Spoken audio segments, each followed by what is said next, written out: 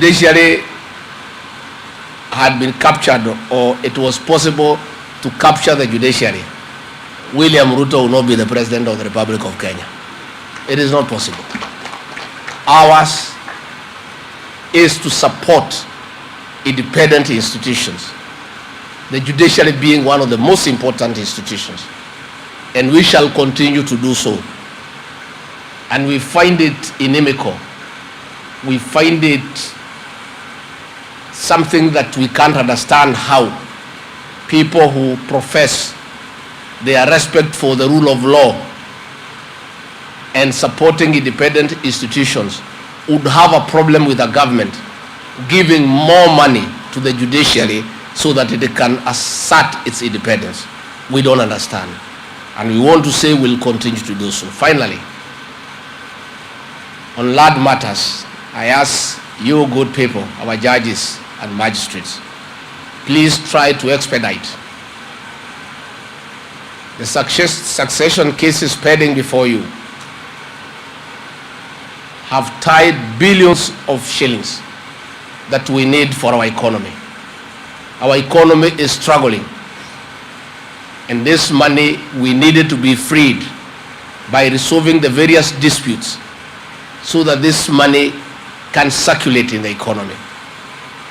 Again, I want to ask the people of Kenya, when people have found themselves with the challenges before courts on criminal matters and they place cash bails because of the urgency of the matter so that they don't spend time in remand prison, there exists an opportunity for you to go back to court and substitute the cash bail with a title deed or a logbook so that we can free that money to the economy.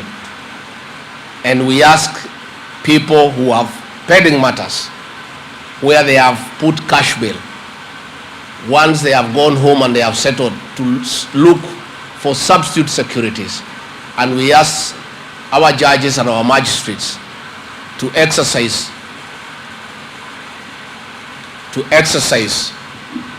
fairness and see how they can facilitate the substitution of cash bail to other forms of security so that we can free this money to the economy that we need. I want to say that our government will continue to support independent institutions. I want to give an undertaking to the people of Kenya. President William Ruto and I and the rest of us, none of us will ever pick a telephone or summon a judge or a magistrate and ask for them to rule in a matter one way or another. We must leave that to the courts. We also want to confirm that in our administration, we have no intention ever to weaponize the criminal justice system to settle politics. Politics we shall manage ourselves. We want the criminal justice system to exercise judicial independence and deliver justice to the people of Kenya. And our government will not attempt to use the criminal justice system to deal with its critics and those who may have different opinion from what we have. That is the undertaking that we want to give.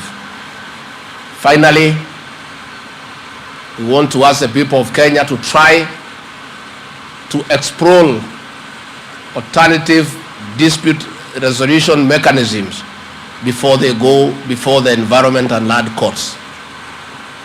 Courts are very expensive and time consuming. Many matters, if the litigants take time to talk to each other, to reach out to each other, 80% of matters before your court will never reach there. Let us attempt other alternative methods of resolving the disputes before we go to court, because courts are time consuming and they are expensive. And if we do that as a people, we'll live in an orderly society. Kwa hivyo mimi nashukuru sana gavana wetu. Najua umetualika tukae hapa Kilifi, lakini tunatakana Nairobi, kazi ni mingi. Tutarudi hapa kuja kupumzika, si Christmas iko karibu.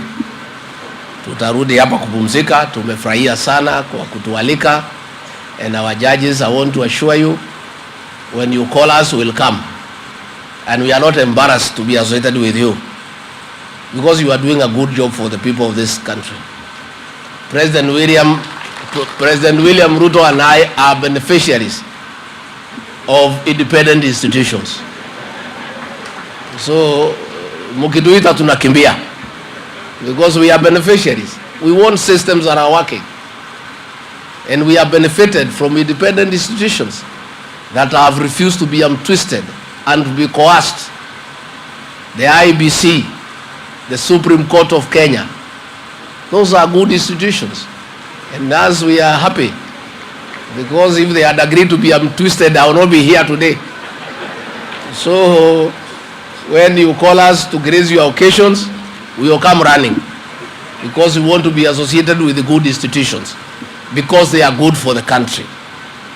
Kwa hivyo kwa hayo mengi, asanteni sana. Mungu awabariki. I wish you a Merry Christmas and a happy 2023. Asanteni sana.